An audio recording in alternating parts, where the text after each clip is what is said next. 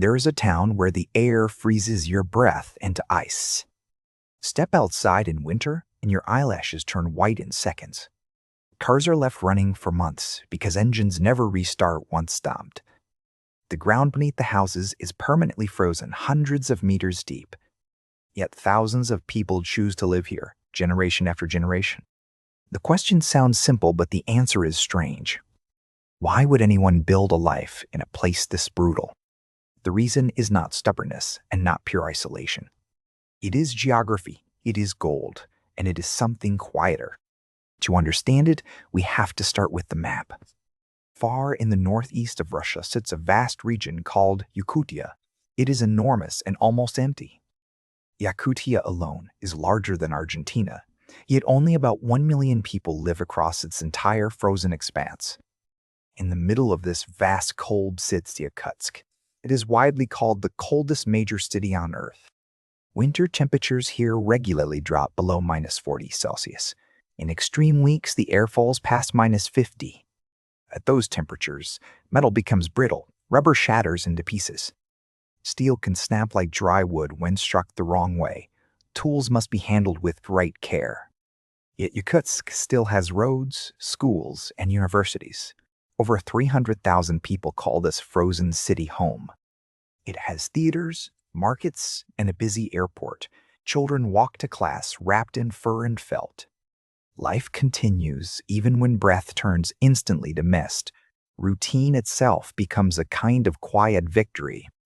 To understand why, we first have to understand the land itself. Yakutia sits on something called permafrost. Permafrost is ground that stays frozen all year. It can remain frozen for thousands of years. In parts of Yakutia, the frozen layer runs over 1,000 meters deep. A continent of ice sits below. That single fact shapes everything. The frozen ground decides where roads go and how houses stand. It even decides how people are buried and how rivers behave. Nothing in Yakutia escapes the permafrost. Think of permafrost as the true landlord here. Every human decision must pay its quiet rent. You cannot dig a normal foundation here. If you do, the warmth of the house will melt the ice below. The ground then turns to mud. The building tilts, cracks, and slowly sinks into the thawing earth. So every building in Yakutsk stands on tall concrete stilts. Cold air flows beneath the floors, keeping the ground frozen. From a distance, the city looks like it is floating. Rows of apartment blocks lifted into the freezing sky. Water pipes cannot run underground either. The cold would freeze them solid within hours. So pipes travel above the ground, wrapped in thick insulation. They snake between buildings like silver veins. Cemeteries face the same problem. Digging a grave can take days, using fires to soften the earth. Gardens are nearly impossible in the open ground. Most fresh food is grown in heated greenhouses. Even simple acts become engineering problems. The cold quietly rewrites every habit of daily life. Even the dead are shaped by the permafrost. Everything here bends to the frozen ground beneath. So why live here at all? The answer begins with what lies inside that frozen ground. Yakutia is one of the richest pieces of land on the planet. Beneath the ice sits an extraordinary treasure. This region produces a huge share of the world's diamonds. Entire towns exist only because of the mines nearby. The open pit at Mirny is so deep that helicopters once avoided it. The downdraft could pull them in. There is also gold, silver, tin, and rare earth metals. The frozen ground is a vast natural vault.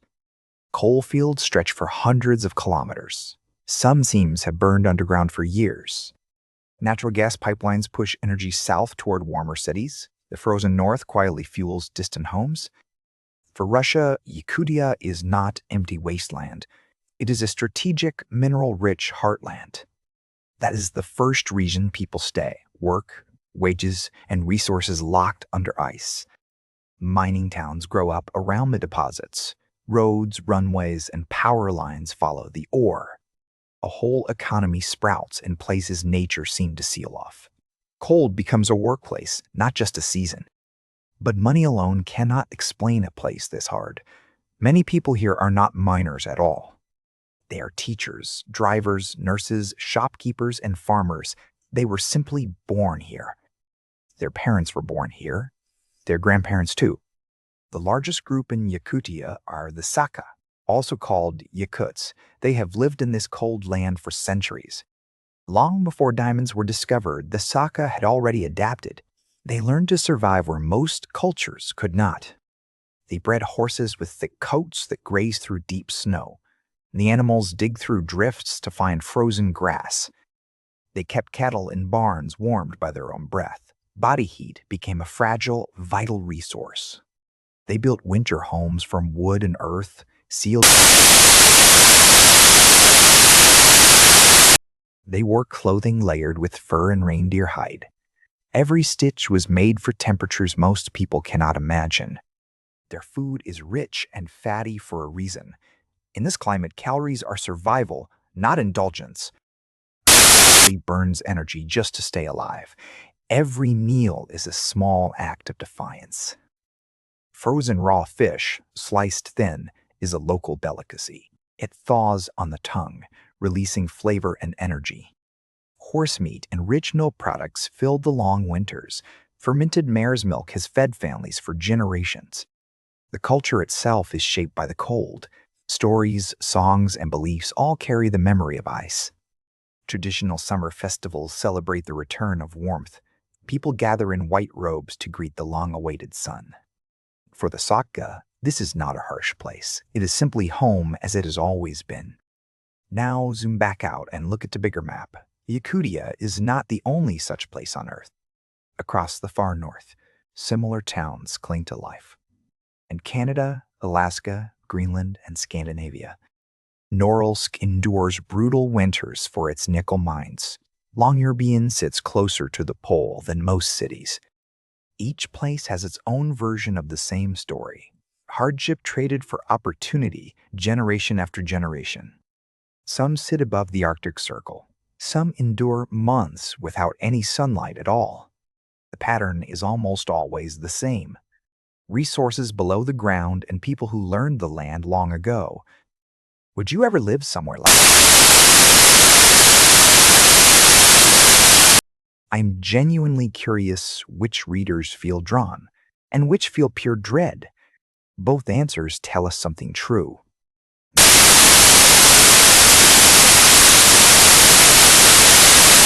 Now back to the question of why these places exist at all.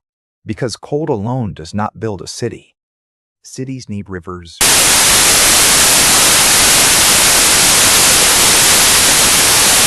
The mighty Lena River flows beside the city.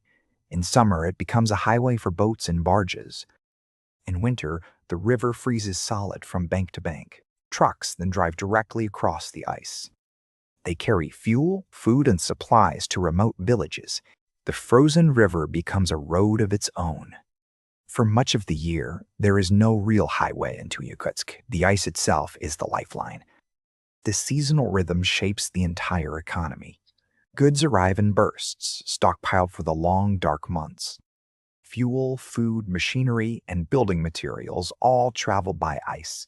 The cold, oddly, is what makes the city reachable. Without permafrost, the ground would be swamp in summer. Without frozen rivers, there would be no winter road. The very thing that makes life hard also makes life possible. That is the strange logic of the far north. Cold is not only an obstacle here, it is also a tool, used carefully by those who understand it. Frozen warehouses need no refrigeration. Outdoor markets sell fish stacked like firewood, hard as stone. Ice becomes furniture, road, and storage. The freezer is simply the world outside the door. Now consider what happens when this logic begins to break. The climate is warming, and the Arctic is warming fastest. Permafrost that has been frozen for millennia is starting to thaw. Slowly, unevenly, but unmistakably. When permafrost melts, the ground sinks. Roads buckle, pipelines crack, and buildings lean at strange angles. In some Siberian villages, houses are already tilting, doors no longer close properly, floors slope like ship decks. Lakes appear where solid tundra once stood. Forests drown in their own melted ground. Scientists call these sinking patches thermokarst. They spread quietly year after year. The same frozen earth that lets Yakutsk exist is its silent foundation. If it weakens, the city is in trouble. This is the new question hanging over the harsh north. Not whether people can endure the cold, but whether they can endure the warming, whether a city built on ice can survive without enough of it. Engineers are already adapting. New foundations are designed to handle softer, shifting ground. Some structures use cooling tubes that keep the soil frozen. Technology now props up what nature once guaranteed. Some towns are being studied for possible relocation. Others double down, drilling deeper and building stronger. The people of Yakutia are not panicking. They have always negotiated with this land. But the negotiation is changing. The land they knew is becoming a land their grandparents would not recognize. Older residents speak of rivers freezing later each year. Hunters describe trails that no longer hold their weight. Reindeer herders watch grazing patterns shift. Fishermen see species arriving from warmer waters. The seasons themselves are shifting under their feet. Even tradition must adapt to a thawing world. Step back once more and the bigger pattern appears. Humans live in places that should seem impossible. In deserts that bake at 50 degrees, on islands that storms regularly flatten, in valleys beneath active volcanoes, on cliffs above restless oceans. Each time the same forces appear, resources, culture, and routes that connect them to the world. People do not stay in harsh places because they fail to leave something there is worth the price. A mine, a homeland, a river, a memory. Sometimes all four at once. Yakutsk is just the clearest example. A city of stilts above frozen ground, holding on through -50 winters. It is built on diamonds and sustained by ice, carried by a people who refuse to be uprooted. That is the real why. Not stubbornness, not poverty, not isolation. It is geography rewarding those who learn its rules. The cold here is not an enemy to be defeated. It is a partner to be respected, used, and survived.